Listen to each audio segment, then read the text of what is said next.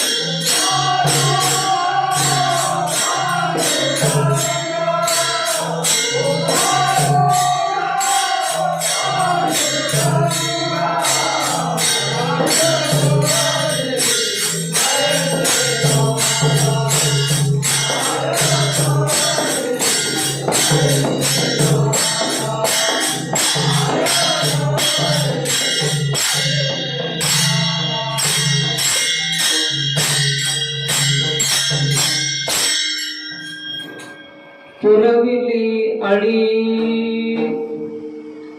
जे जे केले तेथे काळे माय तरी ऐशी सांगा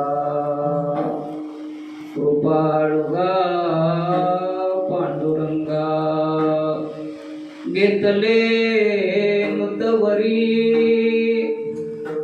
उचलो नियाकडे वरी माय तरी ऐशी सांगा कृपाळुगा पांडुरंगा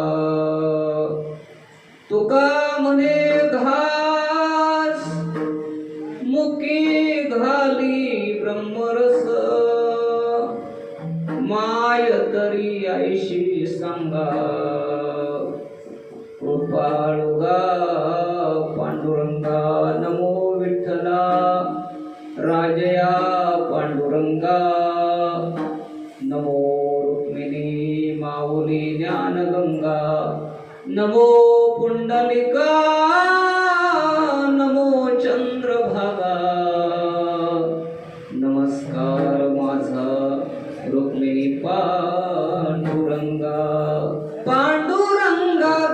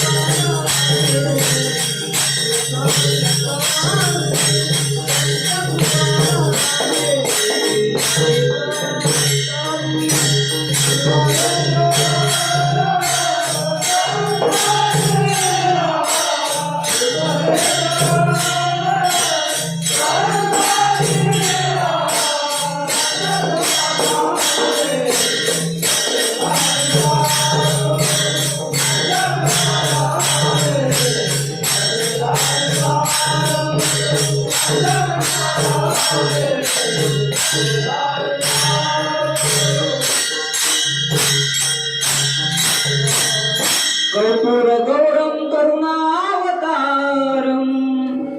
संसार सारम भुजगेंद्रहरम सदाई संतम हृदयार वृंदे भवम भवामी सहितम नमामि शरण शरण हनुमंता तुम्हारो रामदूता काय भक्तीच्या त्या वाटा भजदावा व्यास सुबटा पुरविली आळी जे जे केले ते ते काळे माय तरी ऐशी सांगा कृपाळुगा पांडुरंगा सेवे करता निवडलेला अभंग देहूचे सुप्रसिद्ध साधू जगतवंद्य जगद्गुरु श्री तुकोबाराया यांचा हा 4 चरणाचा अभंग आहे महाराज.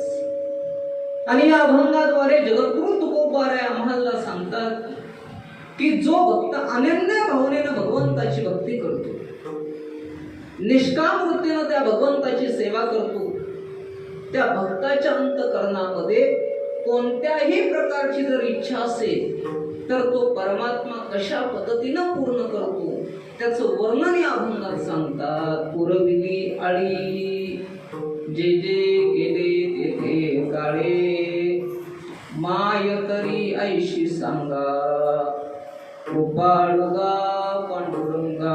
त्यासाठी आज ह्या ठिकाणी एकादशीच्या निमित्तानं आजची कीर्तनाची सेवा माझ्या वाट्याला आलेली आहे आणि मी यथामत अवकाश 1-1.5 तासामध्ये सेवा करण्याचा प्रयत्न करतो. विठोबा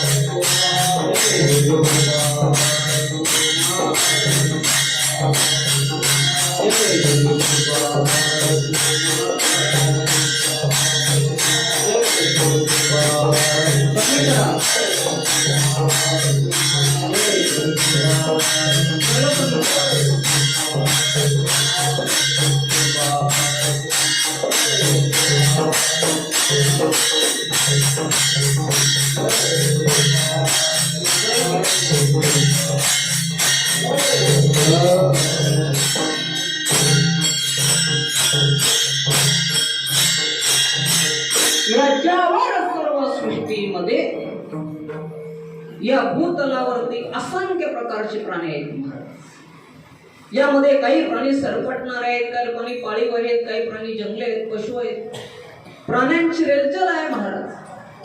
पण या सर्व प्राण्यामध्ये एक प्राणी असा आहे की त्या प्राण्याला देवानं विषत्वान बुद्धी दिली, विषत्वान ज्ञान दिलं आणि विषत्वान क्रिया करण्याची ताकद दिली.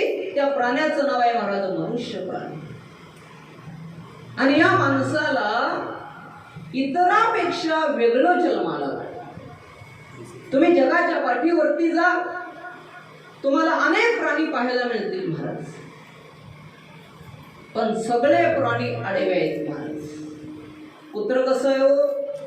आडवा आहे. घोडा कसा आहे? आडवा आहे. हत्ती कसा आहे?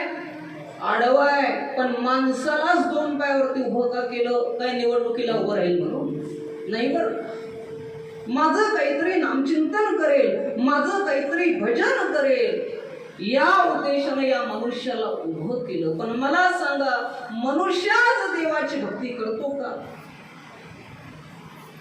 ज्ञानोपाऱ्यानं जर विचारलं तर ज्ञानोपाऱ्या म्हणतात मनुष्य भक्ती करत नाही असं म्हणता येत नाही.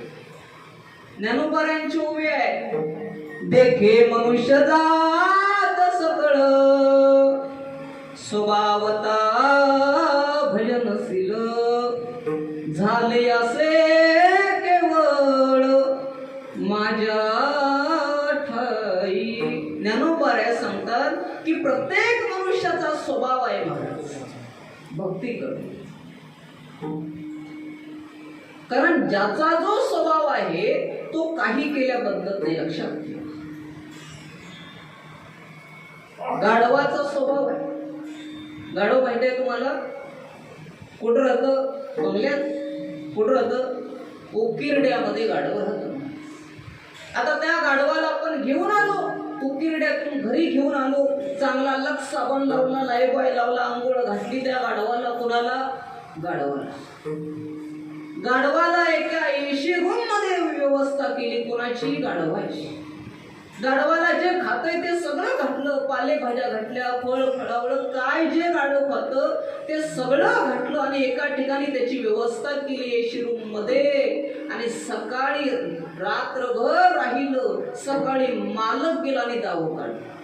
दावं काढल्यानंतर त्या गाढवानं पायरी बघितली नाही, थेट पळ घेतली आणि कुठं आलं? उकिरड्यामध्ये आलं. तर का? घाण्यामध्ये राहणं हा त्या गाढवाचा स्वभाव आहे महाराज. कारण ज्याचा जो स्वभाव आहे तो काही केल्याबद्दल नाही. चला पुढं. कुत्र्याचा स्वभाव आहे. कुत्र ह्या गल्लीचं खाणार, त्या गल्लीचं खाणार, आमक्या गल्लीचं खाणार, पण काय? मालकाचीच वफादारी करणार. का? हा कुत्र्याचा स्वभाव आहे. चला पुढं. सर्पाचा स्वभाव आहे. सर्पाला किती दूध पाजा, लिटरभर पाजा पण विष ओकल्याशिवाय राहणार नाही, हा त्या सर्पाचा स्वभाव आहे महाराज. कारण ज्याचा जो स्वभाव आहे तो काही केल्या बदलत नाही महाराज. हंस रूपी एक पक्षी आहे, त्या पक्षाच्या समोर जर दूधही ठेवला आणि पाणीही एका ठिकाणी ठेवला तर तो हंस रूपी पक्षी दूध सेवन करतो. कारण का, त्याचा तो स्वभाव आहे महाराज. काही केल्या काही लोकांचा स्वभाव बदलत नाही. आमच्या गावाला एक मिलिटरीमॅन होता महाराज.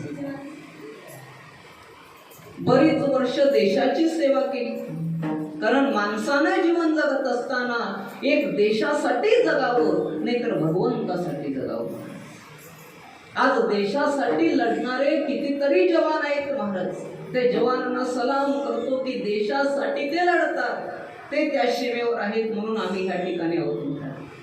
काही जवान देशासाठी आपला देह दिला, प्राणाची आहुती दिली महाराज.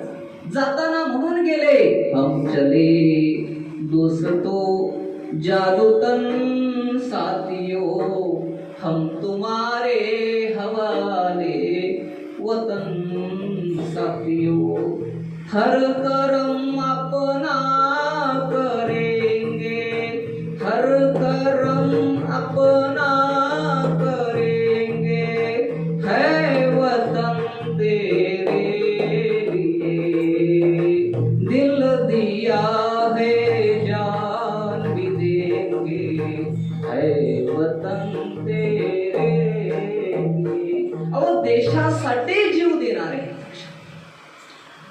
तसं आमच्या गावामध्ये एक मिलिटरीमॅन होता. बऱ्याच वर्षानं रिटायर झाला. गावात आला आणि बायकोला सांगितलं, अगं म्हणे मी जम्मू काश्मीरला होतो, 30 वर्ष नोकरी केली, पण कुठल्याही अतिरेक्यानं माझ्यावर हल्ला केला नाही. ही कृपा म्हणे आपल्या पांडुरंगाची कृपा आहे.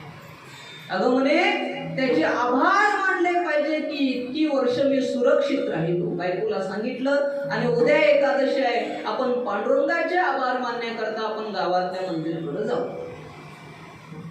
बायकोला घेतलं, बायकोनं तांब्या घेतला, पूजेचं ताट घेतलं, ह्यानं पूजेचं ताट घेतलं. दोघं गल्लीतून निघाले महाराज. कशा करता? देवाची पूजा करणे. दोघं पूजेचं साहित्य घेऊन गावच्या मध्यंतरी आले.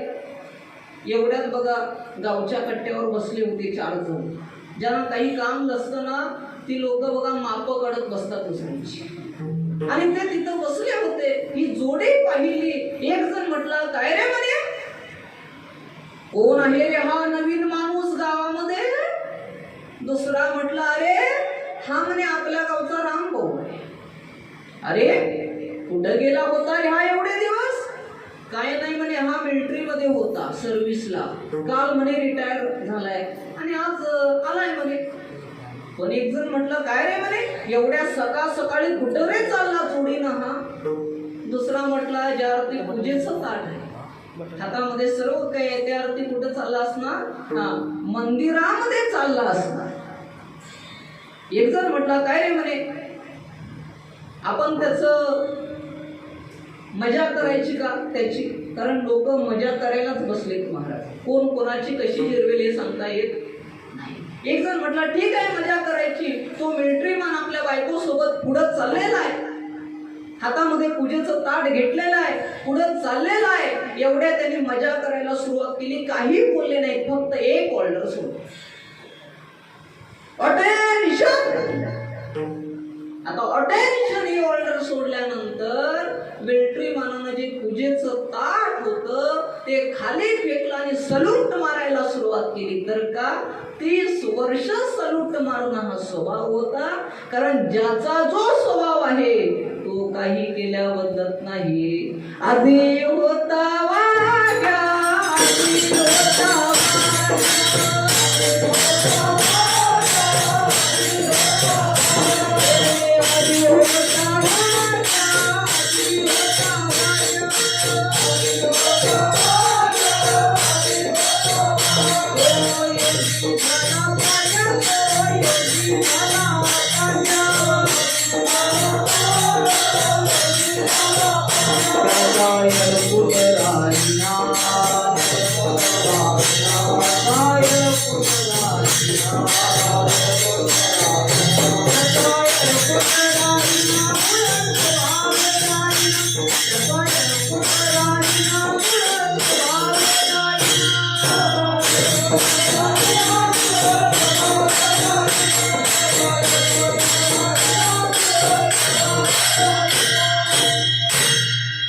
आधी होती दासी, आधी होती दासी, पठ्ठरानी केले तिसी, पठ्ठरानी केले तिसी, तिचे हिंडणे राहीना, तिचे हिंडणे राहीना, मूळ स्वभाव जाईना.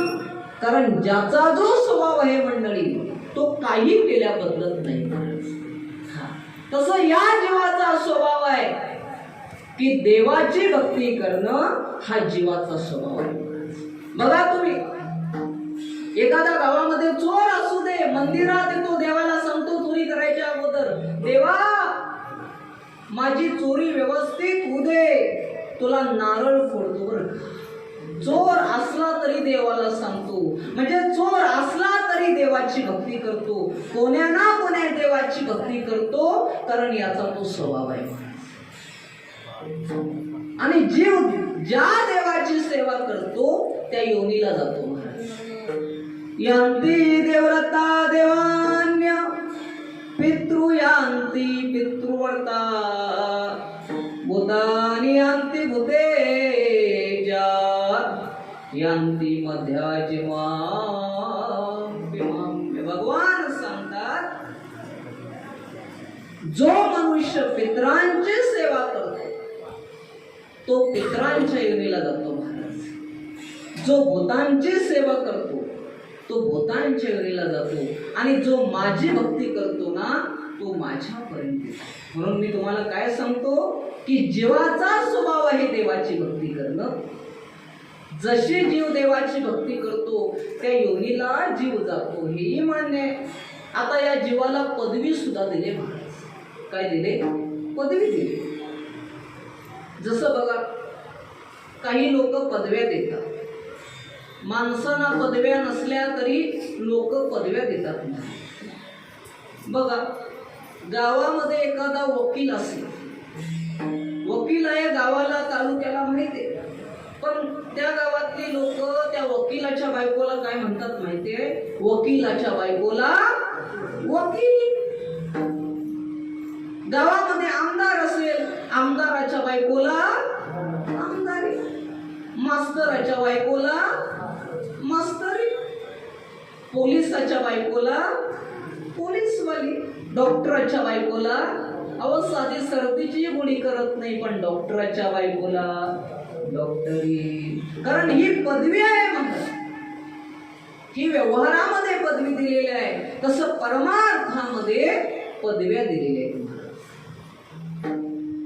सूर्याच्या भक्ताला सौर्य म्हणे, ज्योतिबाच्या भक्ताला डवरी म्हणे, खंडोबाच्या भक्ताला वाघ्या मुरळी म्हणतात, शिवाच्या भक्ताला शैव म्हणतात, गणपतीच्या भक्ताला गणपत्य म्हणतात, आणि विष्णूच्या भक्ताला काय म्हणतात महाराज? वैष्णवतो दया.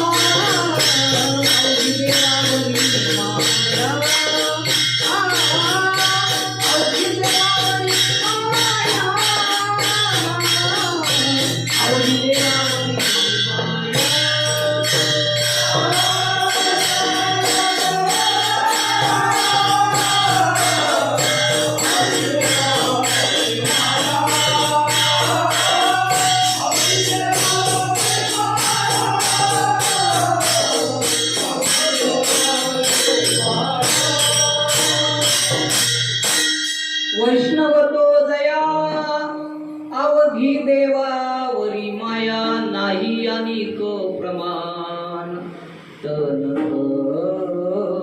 तृणजन. म्हणजे विष्णूच्या भक्ताला वैष्णव म्हणतात. म्हणून मी काय सांगत होतो लक्ष द्या. जीवाचा स्वभाव आहे देवाची भक्ती करणं. जसा जीव देवाची भक्ती करतो या त्या योनीला जातो. जीव भक्ती करतो म्हणून जीवाला पदवीही दिली. आता मला सांगा, जीव देवाची भक्ती करतो पण ज्या भक्तीमध्ये जर जिव्हाळा नसेल तर ती भक्ती काय कामाची आहे म्हणून. जिव्हाळा नसेल तर काही उपयोग होत नाही. जेणे भक्तीचा जिव्हाळा तोची दैवाचा. जिव्हाळा नसेल तर महाराज भक्ती होऊ शकत नाही. नाही तर मनी नाही भाव देवा मला पाव देव आशान पावायचा नाही रे देव काय बाजारातला भाजीपाला नाही. नाही तर बघा आमच्याकडं वटपौर्णिमेला महाराज काही बायका बघा वडाच्या भोवती फिरत हो. का फिरतात तो माहित आहे काय? का फिरतात? जन्मोजन्मी हाच पती मिळावा म्हणून वडाच्या भोवती फिरत होत्या. पण आमच्या गावच्या बायका बघा कशा फिरायच्या माहितीये? वडाच्या भोवती फिरत होत्या. पण मी बाजूला जात असताना ऐकलं की त्या स्त्रिया काय म्हणत होत्या माहिती आहे? वडापाव वडापाव वडापाव. मी म्हटलं मावशी वडापाव इथं मिळत नाही हो, स्टँडवर जावा ना. भाव असेल तर देव आहे. देव भावाचा भुकेला हाची दुष्काळ तयाला. देव भावाचा भुकेला हाची दुष्काळ तयाला. अंतरंगामध्ये भाव पाहिजे महाराज. भाव ज्याची गाठी त्या शिला ओटाओटी. भाव असेल ना देव तुमच्यासाठी येतो महाराज. कोण कहता है भगवान आते नहीं माँ द्रौपदी जैसे बुलाते नहीं. कौन कहता है भगवान खाते नहीं संत नामदेव की जैसे खिलाते नहीं. कौन कहता है भगवान सोते नहीं माँ यशोदा के जैसे सुलाते नहीं. कारण देव तुमच्यासाठी सर्व काही करतो पण अंतरंगामध्ये भाव पाहिजे. कारण स्वयंपाक करण्याकरता 3 गोष्टींची गरज आहे.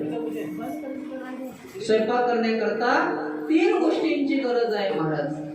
अग्नी पाहिजे, धान्य पाहिजे आणि पाणी पाहिजे. उदक अग्नी धान्य झाल्या घडे पाक एका विन एक कामा. नाही तर अग्नी आहे, पाणी आहे, धान्य नाही, स्वयंपाक होणार नाही. स्वयंपाक होणार नाही. नाही तर काय गंमत होते बरं का.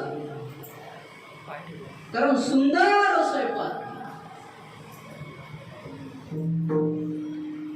बाई पाहिलं तर बाई मध्ये अमेरिकेत शिकले काय करायला? स्वयंपाक. अमेरिकेला शिक्षण झालंय स्वयंपाक करायचं. त्या बाईला सर्व मटेरियल आणून दिलं महाराज. बाईनं स्वयंपाक तयार केला, सगळी पक्वान्न बनवली. आमटी करायची बाकी होती. आमटी करायला सुरुवात केली महाराज. आमटीमध्ये जिरं घातलं, पनीर मसाला घातला, आमटीमध्ये महाराज कोथिंबीर घातली, गरम मसाला घातला, आमटीमध्ये सर्व काही घातलं. असं वाटायला लागलं म्हणे आमटीच प्यावी महाराज. जेवायला बसल्यानंतर त्या ठिकाणी एक घास घेतला. पण घासच जाईना हो आत का? सगळं घातलं होतं ना बाईनं, पण सगळं घातलं होतं पण मीठ घालायला विसरली. अहो मीठ नसेल तर आमटी किती अमेरिकेला शिकू दे नाहीतर आणि कुठे शिकू दे. काय अर्थ आहे का त्याला? महाराज सांगतात मीठ नसेल तर आमटीला काही किंमत नाही. तसं तुमच्या अंतःकरणामध्ये भगवंताविषयी भाव नसेल तर लक्षात ठेवा, भक्ती नसेल तर त्या भक्तीला काही किंमत नाही. कारण तुम्हाला तिन्ही गोष्टीची गरज आहे महाराज. अंतरंगामध्ये भाव पाहिजे देवाचा भक्त होण्याकरता, अंतरंगामध्ये भक्ती पाहिजे, आणि अंतरंगामध्ये निष्कामता ज्या वेळेला असेल त्याच वेळेला तुम्ही त्या भगवंताचे भक्त व्हाल. आणि असा जो भक्त निष्काम वृत्तीने त्या भगवंताची सेवा करणारा आहे, अशा भक्ताचीच परमात्मा इच्छा पूर्ण करतो. अभंगाच्या पहिल्या चरणात सांगतात, पुरविले आले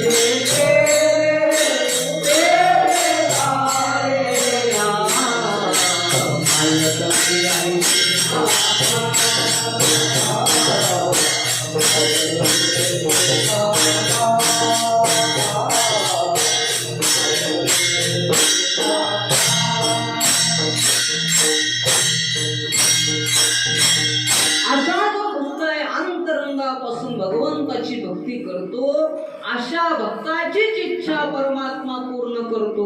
पुरविले आळे जे जे केले तेथे काळे. पण काही माणसं म्हणतील, विठ्ठल महाराज आम्ही देवाचे भक्त आहोत ना, एवढी वर्ष झाले आम्ही पारायण करतो, आळंदीची वारी करतो, आम्ही देवाचे भक्त आहोत ना, आमची का देव इच्छा पूर्ण करत नाही? पण लक्षात ठेवा मंडळी, आज आम्हा तुम्हाला देव आवडतो,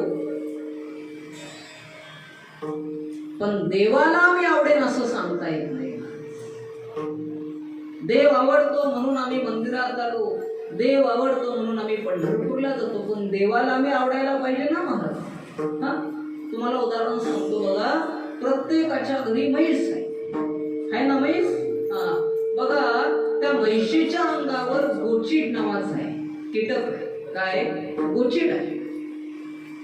मला सांगा, त्या गोचिडाला म्हैस आवडते का म्हशीला गोचीड आवडतं महाराज? म्हशीला मात्र गोचीड आवडू शकत नाही, तर रक्त प्यायला मिळतंय म्हणून त्या गोचिडाला म्हैस आवडते. तसं आम्हा तुम्हाला देव आवडतो, पण देवाला मी तुम्ही आवडेन असं सांगता येत नाही, कारण आमची तुमची भक्ती वरपंगी आहे. आम्ही तुम्ही भक्त आहोत, पण अर्थ प्रकारचे भक्त आहोत. भक्ताच्या यादीमध्ये 4 प्रकारचे भक्त आहेत.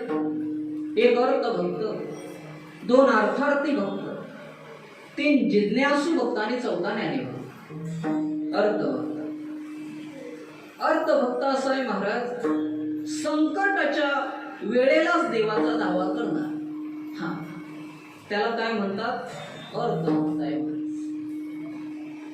अशा भक्ताचा देव इच्छा पूर्ण करू शकत नाही. 2 नंबरचा भक्त आहे अर्थार्थी भक्त. अर्थार्थी भक्त हा पैशासाठी देवाची भक्ती करतो, पण पैशासाठी. पंढरपूरला जातो, वर्षातून 10 वेळा जातो महाराज. पांडुरंगाला सांगतो, विठ्ठला ए पांडुरंगा, माझं मागणं आहे तुझ्याकडं. देव म्हणतो माग. भक्त सांगतो ह्याची दान दे गा देवा, 5,000 पगार व्हावा. किती व्हावा? भक्ती कमी पण मागणं जास्त महाराज. कारण अर्थार्थी नावाचा भक्त असा आहे की देवाला टोपी घालायला सुद्धा मागं पुढं बघत नाही. देवाला टोपी घालायला सुद्धा मागं पुढं बघत नाही. बघा एकदा काय झालं, एक मंदिर होतं विठ्ठलाचं, आणि त्या मंदिराची 100 एकर जमीन होती महाराज. गावची लोक ती त्या मंदिरामध्ये जी शेती होती त्याच्यामध्ये पीक पेरत होती, आणि जे काय येईल त्याचा विठोबाचा सप्ताह गावामध्ये करत होती मोठ्यानं. एक दिवस त्या सर्व लोकांना जमणं अशक्य झालं, म्हणून त्या सर्वांनी मीटिंग घेतली मंदिरामध्ये, आणि मंदिरामध्ये सांगितले हे बघा आपल्या या मंदिराची मध्ये 100 एकर जमीन आहे, आणि यामध्ये मीटिंगामध्ये एखादा जर भक्त ती 100 एकर जर जमीन करत असेल तर त्याला म्हणे 50 एकरातलं अर्ध त्याचं आणि अर्धा वाटा म्हणे पांडुरंगाचा. अर्धा वाटा पांडुरंगाला खर्च करायचा द्यायचा आणि अर्धा वाटा त्यानं स्वतः खायचा. असं सांगितल्यानंतर एक भक्त उठला महाराज अर्थार्थी नावाचा. त्या भक्तानं सांगितलं काही काळजी करू नका म्हणे, मी काय करतो ती जमीन करतो. विडा उचलला महाराज. दुसऱ्या दिवशी सकाळी मंदिरात आला, काकडा केला, पांडुरंगाला म्हटला विठ्ठला माय बाबा हे बघ म्हणे तुझ्या जमिनीचं करायचं, तुझी शेत म्हणे 100 एकर माझ्याकडे आलंय म्हणे, उद्यापासून म्हणे मी शेतामध्ये पीक पेरणार आहे भगवंता. आणि तुला मला एक सांग म्हणे, तुला म्हणे जमिनीच्या आतलं पीक पाहिजे, जमिनीच्या खालचं पीक पाहिजे का वरचं पीक पाहिजे, शेतामध्ये मी पीक पेरणार आहे. काय सांगावं महाराज, विठ्ठल परमात्मा पांडुरंग प्रसन्न झाला हो. अहो हजारो वर्ष तपश्चर्या करतात ज्याच्यासाठी, त्याच्यासाठी आला नाही, पण ह्याने एक गोष्ट म्हटला की देवा मी शेतामध्ये पीक पेरतोय, तुला वरचं पाहिजे काय खालचं पाहिजे सांग म्हटल्यानंतर देव प्रकट झाला. देव जवळ आला. अरे माझ्या भक्ता लाडक्या, नामदेवानंतर तुझाच नंबर आहे म्हणे. अरे भक्ता मला एवढं अंतरंगापासून तू सांगतोस तुला वरील पाहिजे काय खाली पाहिजे. भक्ता तुझा मला फार आवडलास म्हणे, तू उद्यापासून पेरतोस ना शेतामध्ये. हो म्हणे पेरतो देवा, तुला कुठलं पाहिजे जमिनीच्या वरचं का खालचं. देवानं सांगितलं ठीक आहे, मला म्हणे जमिनीच्या वरचं जे काय येतंय ना बिया ते मला दे, आणि खालचं तू घे, काही हरकत नाही म्हणे देवा. दुसऱ्या दिवशी गेला शेतात आणि भैमुंगाच्या शेंगा पेरल्या. शेंगा पेरल्यानंतर शेंगा आल्या, जमिनीच्या खालच्या शेंगा काढून घेतल्या आणि वरचे टाळे सगळे देवाला. देवा बोलल्याप्रमाणे बोले तैसा चाले, त्याची वंदावी पावले. बोलल्याप्रमाणे बघ म्हणे तुला वरचं पाहिजे आहे ना. देव म्हटलं अरे म्हणे काय हुशार माणूस आहे म्हणे, कुठल्या गावचा असेल, काय मला फसवला म्हणे. पण देव म्हटला तू जरी 1 नंबरी असला तरी मी 100 नंबरी आहे. या वेळेला मी त्याला फसवणार. पुन्हा दुसऱ्या वर्षी गेला, सांगितलं देवा शेतामध्ये पीक पेरतोय, तुला जमिनीच्या वरचं पाहिजे का खालचं पाहिजे. देवानं सांगितलं हे बघ भक्ता या वेळेला म्हणे जमिनीचं खालचं मला पाहिजे, वरचं तू घे, काही हरकत नाही म्हणे. देवा गेला महाराज शेतात आणि भात पेरतो. आता भात कुठे येतं, जमिनीच्या वरचं. सगळं भात आपण घेतलं आणि खालचं सगळं गवत कोणाला दिलं महाराज, देवाला दिलं. देवा घे म्हणे गवत. देव म्हटला अरे लई चॅप्टर दिसतोय हा, बहुतेक हा कुठल्या गावचा असेल, बहुतेक खानापूर तालुक्यातलाच असेल असं म्हणायला लागले देव. आणि देव म्हणायला लागले आता ह्या वेळेला म्हणे फसायचं नाही. तिसऱ्याही वर्षी गेला देवा, या वेळेला म्हणे कसं काय तुझं म्हणे 3रं वर्ष आहे, याच्या पुढे माझं वर्ष आता नाही, 3 वर्षाची शेती आहे म्हणे. 3ऱ्या वर्षी कसं काय, उद्यापासून पेरतोय म्हणे, तुला खालचं पीक पाहिजे का वरचं पीक पाहिजे जमिनीच्या. देव म्हटला या वर्षी असं ठरवलंय मी, मला खालचंही पाहिजे आणि वरचंही पाहिजे. हा म्हटला काही हरकत नाही. देवा म्हटला गेला शेतात आणि मक्याची कणस पेरली. आता मक्याची कणस वरती येत नाही आणि खालती येत नाही, बरोबर शेल्टरला मारा. मग अशा भक्ताला काय म्हणावं, अर्थार्थी भक्त देवालाही टोपी घालायला मागं पुढं पाहणारा नाही, हा अर्थार्थी भक्त आहे.